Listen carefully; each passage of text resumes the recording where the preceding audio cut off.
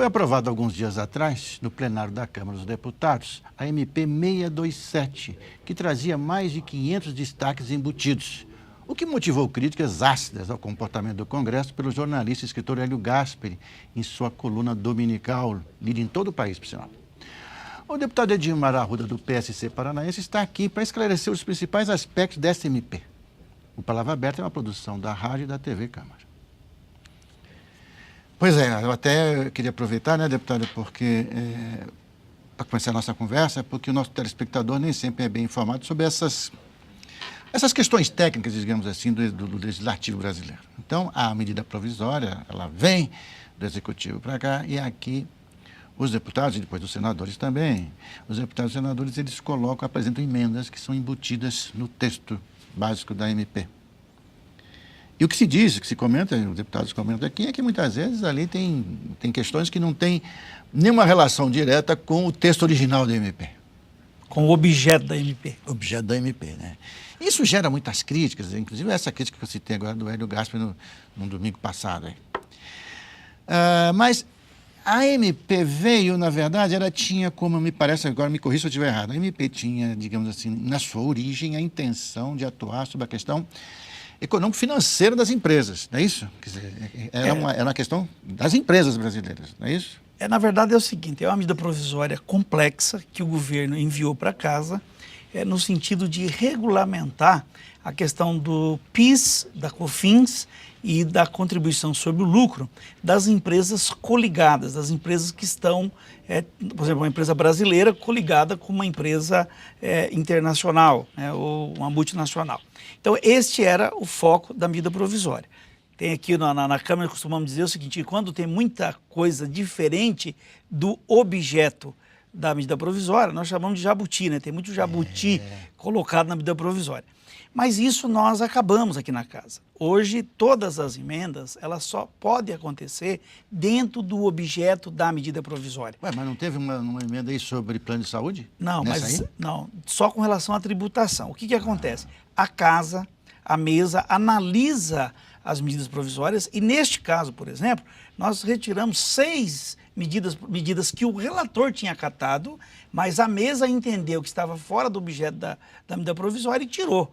Então, a gente está tendo esse cuidado de que as emendas sejam feitas dentro do objeto da medida provisória. Então, isso já é um avanço, né? Evita que você está falando de borracha e trata de ferro, para o telespectador poder entender o que nós estamos falando aqui.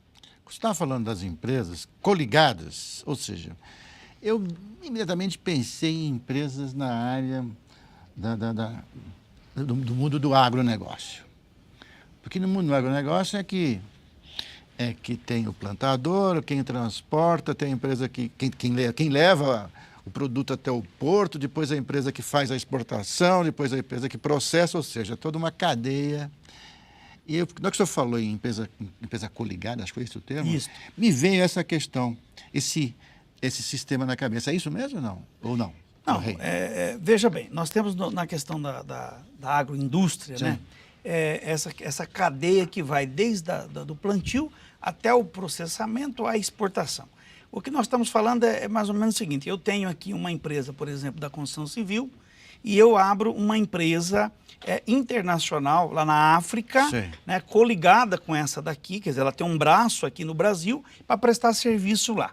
O que a medida provisória pretendia e fez isso? Regulamentar a tributação dessa empresa coligada lá no exterior. Como é que fica a remessa de lucro desta empresa para o Brasil? No que e como ela é tributada, ok? Então, este era o objeto principal da medida provisória. Claro que tem outros temas mais relacionados a isso dentro da medida provisória. Mas o mais importante e a veia central da coisa, né, era essa tributação das empresas coligadas fora, até porque hoje já o governo acabou com alguns benefícios que se tinham por conta de que o dólar o real estava muito valorizado frente ao dólar. E o governo agora tirou alguns benefícios com a argumentação de que hoje o real já não está tão valorizado. Quer dizer, com a desvalorização do real, já compensou esses tributos, esses benefícios que as empresas tinham. Agora, mata a minha curiosidade. Durante uns últimos anos, aí a gente lia todo dia, assim, toda hora a gente estava lendo assim, no jornal, ouvindo, assim, tipo, empresa brasileira instala, faz negócio lá em outro país. Na China, várias empresas. Eu lembro aquela Marco Polo, por exemplo, de fabricar ônibus, né? Isso. Ônibus. Ela está na Índia, está na China, está na Argentina, sei lá, bom, em vários países. Eu ficava impressionado com isso. Existem muitas empresas brasileiras, existem muitas empresas brasileiras com um pé lá fora hoje em dia? Existe sim. Você tem muitos segmentos hoje que isso está acontecendo. O ramo da construção pesada, por exemplo, nós estamos lá. Muitas empresas hoje estão colocando indústria de confecção, por exemplo, na China. Quer dizer, mais barato lá? Mais barato lá. Quer dizer, então, em vez de ela ficar concorrendo na importação, ela está produzindo lá e trazendo para a distribuição interna. Você vê que Hoje você vai em qualquer país, vai nos Estados Unidos, você vai comprar lá uma camisa lá, Hugo Boss ou qualquer outra marca famosa aí, tá lá made in China, made in Coreia, né? Produzido nesses países. É verdade, e o Brasil hoje está seguindo esse caminho.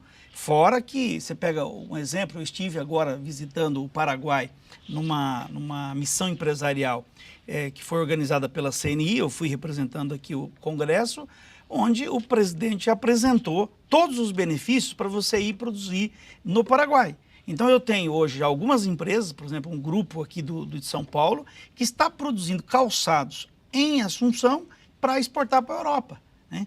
E aí eu fui surpreendido que lá nós temos uma força de trabalho jovem, maior que a do Brasil, proporcionalmente, claro, né?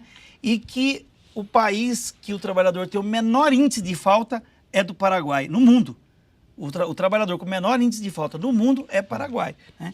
E o governo, então, vendendo lá para nós que, além da redução do custo da energia, que chega a 67% menos que no Brasil, né? Você tem uma redução também na carga tributária de 75%. Parodiando Garrincha. Mas isso foi combinado com a União Europeia, porque a União Europeia vai estrelar. Não vai. É aí que está a grande vantagem. Hoje, o Brasil, para exportar carne para a Europa, o processo de credenciamento, de fiscalização, de habilitação, ele é muito rígido. O Paraguai tem 6 mil itens que ele pode exportar sem nenhuma necessidade de inspeção e tudo mais. Existe um mercado livre entre Paraguai e União Europeia, entendeu? E isso atrai empresas. Hoje, ótimo negócio para o Paraguai. Claro. Hoje os brasileiros só não foram, além da soja, né? Porque hoje 75% da produção de soja do Paraguai é produzida por brasileiros, né? Só não foi para outro setor por falta de segurança jurídica. Mas hoje o presidente é um empresário lá. Ele é o segundo maior arrecadador de impostos do Paraguai, né? E segundo ele mesmo, que nós outros temos lá as ventanas abertas, ou seja, portas abertas para estarmos implantando exatamente. Deputado, para a gente terminar, que a gente está na reta final do programa, e eu sei que o senhor queria dar um palpitinho, falar alguma coisa rápida sobre a questão da Petrobras. A questão da Petrobras, quer dizer, por enquanto, quer dizer, ela chama a atenção de uma população mais informada, né, da classe política, da academia, e não chegou ainda, digamos assim, na parte maior da população. Muita gente fala em barbeiragem, muita gente fala, puxa, mas olha como estão acabando com a Petrobras. Para fazer uma síntese, né, usando o seu poder de síntese aí, deputado, qual é a sua opinião sobre a questão da Petrobras? Eu acho que a Petrobras foi usada pelo governo, tá certo, para ser a grande financiadora de programas de mídia. Houve, de fato, um aparelhamento da Petrobras. E nesse aparelhamento houve-se desmandos, desvios e decisões tomadas de forma errada. Porque você dizer que assinou um contrato de compra de uma usina como dessa refinaria dos Estados Unidos que nós estamos falando, sem conhecer as cláusulas restritivas, não dá. Porque você vai comprar um imóvel, a primeira coisa que você precisa saber é objeto, preço, condições de pagamento e multa se você não puder pagar. Claro. Deputado Edmar Arruda, muito obrigado pela sua vinda, pelos seus esclarecimentos. Irimar, eu que agradeço a oportunidade e é sempre um prazer estar aqui com você, conversando um pouquinho. Muito obrigado. E obrigado a você também que ficou com a gente. Até mais.